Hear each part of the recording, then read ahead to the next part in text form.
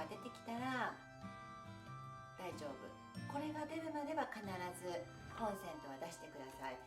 これが出てないうちにやると故障の原因になったりするそうです。でここが出てきて次に赤いマークが出てくるんですけれども、ここまで出してしまうと出しすぎです。そういう印です。なので、黄色印が出るまでは必ず出しておきましょう。それと、掃除機をかけたらできるだけこまめに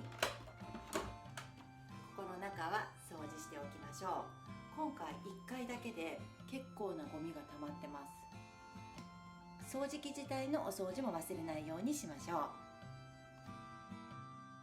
今日はここまで。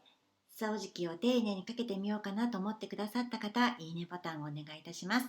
これからも生活がちょっと良くなるお話をたくさんしていきますので、チャンネル登録もよろしくお願いいたします。では次回の動画でお会いしましょう。